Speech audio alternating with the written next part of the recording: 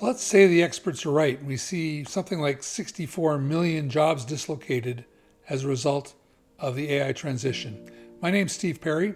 I run the lastprospector.com research site.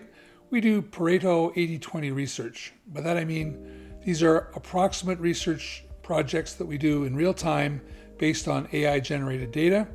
They're fact-checked, but because I frankly don't trust much of what I read online anymore, we provide written papers, actual documents with references that you can check. If you don't believe the data we're presenting, you can go and have a look for yourself. Love to hear comments from you if you had a read and you see something different than the way we see it. So let's take this general idea that job dislocations will be a major part of the AI transition story. But let's make it personal. Let's take an individual. Say, we'll call her Maria. She makes $35,000 a year as a single mom.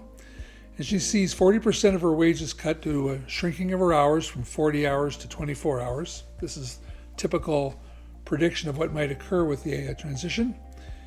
What happens to Maria? Well, she's already living paycheck to paycheck, so that amount of loss of income would probably result in loss of home and really no ability to care for family. It's not dissimilar to what would happen if her healthcare costs would go up. She'd simply cut her healthcare benefits and hope that she wasn't bankrupted by the event.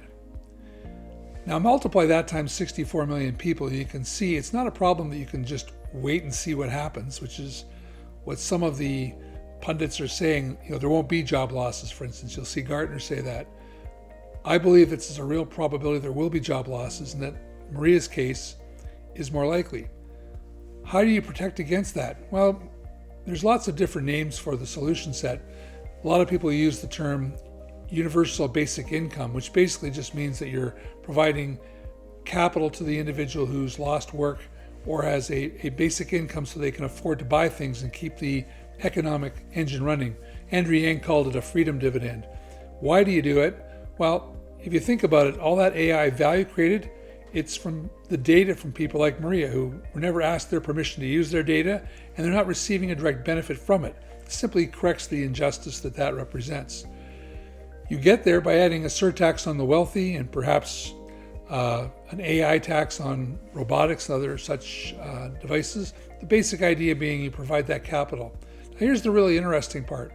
If you look at the outcomes, this is based on the models that we ran, you still end up with significant GDP growth. There's just a lot of efficiency created by AI. And there's sufficient capital with those kinds of tax increases to pay for the offset in income for those that are going to be losing work hours.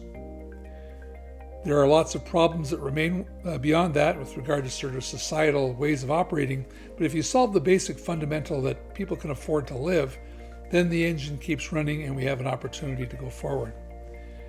In the next number of videos, we're going to get into this in more detail. We're going to look at the underlying premises behind the idea of these increased taxes, or in ways in which we might mitigate the loss from AI.